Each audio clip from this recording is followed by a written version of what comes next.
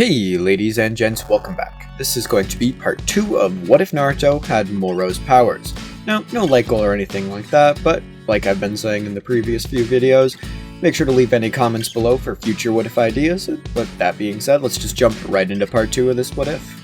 So, where we left off, I had just introduced the Supreme Kais into the Naruto universe, just because they are like the pretty much like natural enemies of Moro in like the actual like Dragon Ball series. They were pretty much like the only reason he didn't completely like F up the entire world is because, you know, the Grand Supreme Kai managed to seal away his magical powers, but they couldn't really actually like kill him, so he just ended up getting locked away for however many years he was actually like, you know, locked away for. I don't know exactly how long it was, but he's a pretty old guy.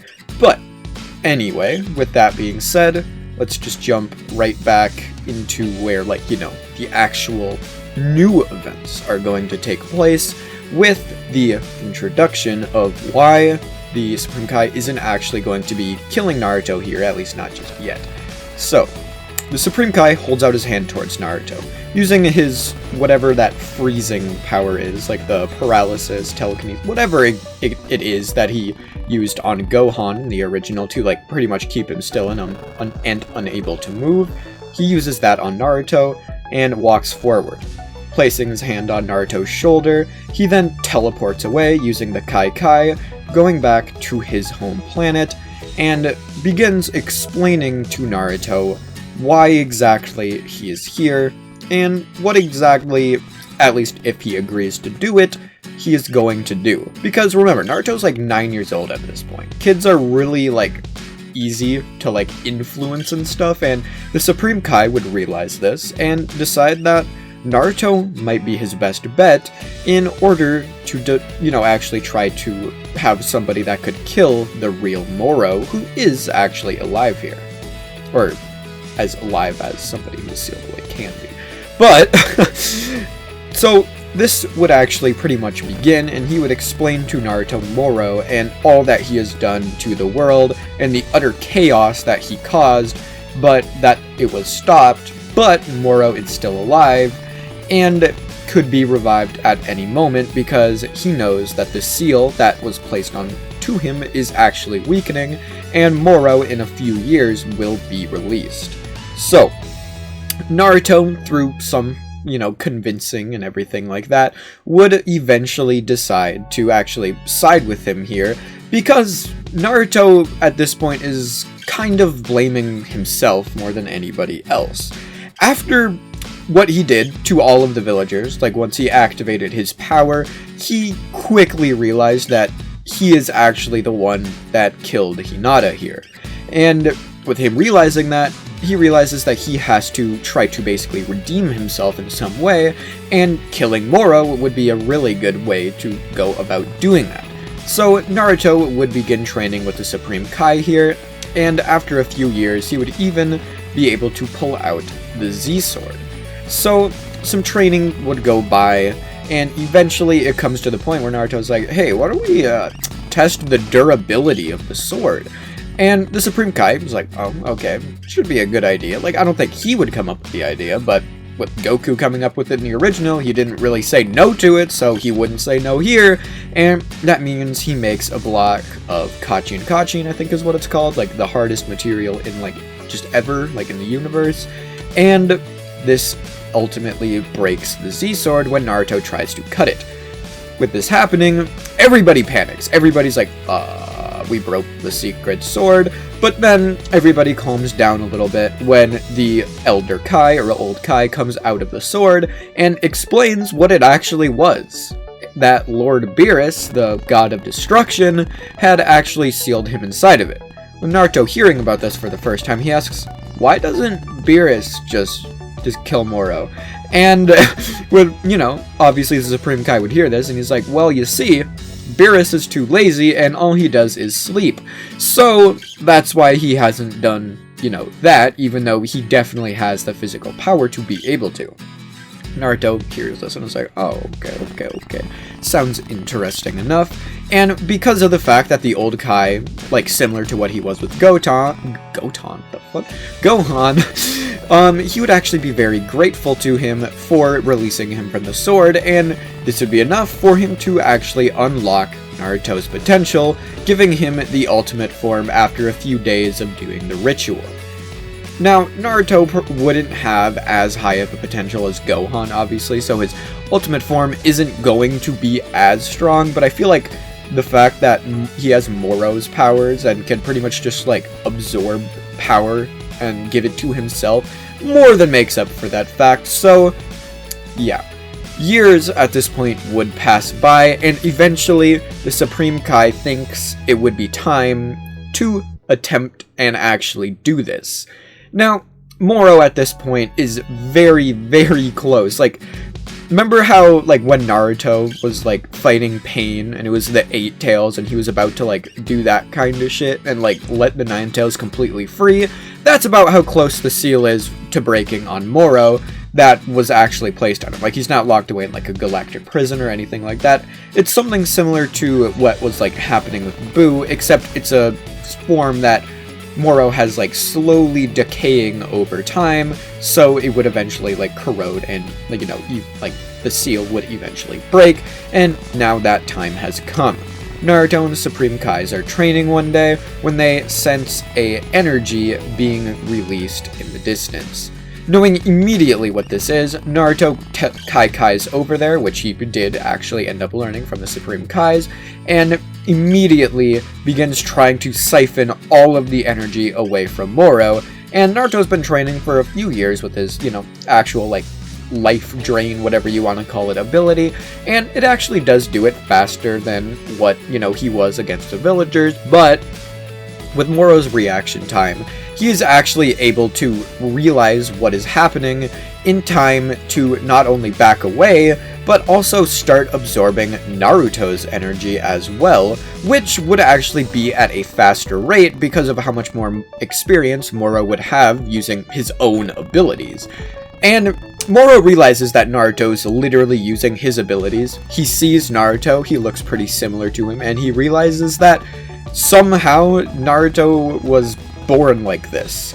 But he also knows that Naruto's pretty much just a cheap ripoff of himself, and he should be much stronger than Naruto would be, and using this to his advantage, like I said, his siphoning ability is better, and he can use it from a longer range, and Naruto quickly realizes that he is losing the battle of the life drain and backs off a little bit so that Moro can't siphon off his energy as fast. He quickly teleports over to where the two Supreme Kais are, and then quickly Kais away in order to make more of a strategy to defeat Moro, realizing that their original plan of just draining all of the magic power he had left away, and, you know, just killing him after that. They realize that that is not really going to work, and they might have to take a more physical means of an approach to actually be able to defeat him here. So, with Naruto having a great understanding of how his own abilities would work, this means he's not going to be using stuff like ki blasts and things like that on Moro, because he knows he can just absorb them. And with Naruto, like, the Naruto universe being, like, a heavily taijutsu battle area, this obviously means that Naruto would just do that too. So, Naruto would once again Kai after, you know, using or having Kibito heal him, and he Kai's back to the location of Moro, quickly powering up into his ultimate form, and trying to fight start a actual, like, head-to-head confrontation. And at this point, Moro is still very weak. He hasn't been able to absorb, like, pretty much any energy at this point, and because of the fact that Naruto can absorb energy almost as fast as Moro, and Naruto has such a physical, like, superiority to Moro because of the fact that he has the ultimate form on top of the fact that he has, like, Moro's, like, physical prowess at this point because of how weakened Moro is, this means that this would turn into a pretty quick battle of endurance, which Naruto would win. As time would go on, Moro would just get weaker and weaker and weaker, whilst Naruto was slowly gaining more and more of an advantage as Moro was losing not only his physical powers, but also his magical powers when his, physical body was damaged. Say Moro lost his left arm, or something of that sort, he doesn't have, a Namekian's ability to regenerate that arm, since he doesn't have that ability, currently being activated like he, actually did use at one point. So, this means that, say Naruto managed to take off one of its arms, that would significantly weaken Moro, and that's exactly what happens. Using a sword, which was made out of Kachin, made by the two Supreme Kais for Naruto, who Naruto has been training for years with swords at this point, so he knows he's pretty much a master at this point. He would eventually manage to take off one of Moro's limbs, meaning that Moro's powers would pretty much be cut in half with what he was able to do, and Naruto would stick out his hands and begin absorbing all of Moro's energy, along with actually touching Moro so he can try to use his ability, because maybe it'll just enhance his own and not actually take up that active effect status, I guess you could say. I don't really know how that works. I mean, I do, but I don't know how this specific situation would work, because he's just absorbing the same powers, but it just enhances his own, or how exactly it would work. Well, that's how I'm gonna say it's gonna work. So, Naruto, actually taking Moro's abilities. This means that Naruto's, little orb on his head now has space for two abilities to be used at once, which neither of which are being taken up right now because of the fact that Naruto, when he absorbed Moro's powers, it just kind of, enhanced him instead of, going into that ability cache or whatever exactly it would be called. But this means that all of Naruto's abilities, physical strength, everything, would be enhanced by absorbing and, eventually killing Moro. So, with Naruto, actually defeating Moro here, that means that his purpose, everything that he has been working towards so far, is pretty much just gone. At this point, Naruto's probably around 25 or so. He's been training for quite a few years with the Supreme Kai, and he decides he wants to head back to his world. And when he does so, it's an utter devastation. Without Naruto being there on the battlefield to try to help when, fighting against stuff like the Ten Tails, which would still be possible, mind you, because of Ginkaku and Kinkaku, they could have still summoned it because they have that very small portion of the Nine Tails chakra. That means that Obito or Madara, whoever ended up winning in their final confrontation, which I don't really feel like getting into right now, would have ended up, pretty much just taking over the world, and everybody would have been placed in the Infinite Tsukuyomi, and at this point it is literally 25 years later. And because of the fact that the Infinite Tsukuyomi isn't actually what people, or what Madara and everybody else thought it was just pretty much a chakra catalyst to be able to revive Kaguya, that means that Kaguya would pretty much just kind of be chilling there.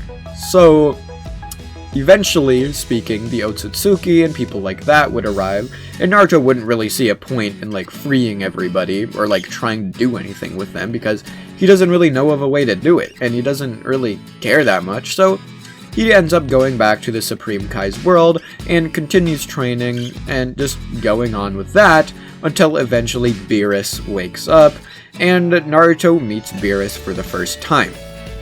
Now, Naruto isn't evil. Nobody would really call him that in this What If, based on what he's done. But that doesn't necessarily mean that Naruto isn't dangerous. Beerus would challenge Naruto to a fight, like he did with Goku, and when Naruto isn't actually strong enough to be able to defeat Beerus, and Beerus realizes how much of a danger that Naruto would actually be to, the universe and just anything in general, and the fact that Naruto says he doesn't really want to become the God of Destruction, he just decides that Naruto doesn't need to be here then. he's just too dangerous to be left around, and he doesn't trust him, because Naruto's kind of sketchy. Like, remember how he said Naruto has this, like, evil presence about him? Yeah, that never changed. He still looks like Moro, and has, like, the same aura as Moro, if not even more so now, which means that Beerus would eventually just end up killing him, and that's where this what if actually ends off. So, I'll see you guys in whatever my next what if is. Thanks for watching this far, if you're still here, and I'll see you guys later.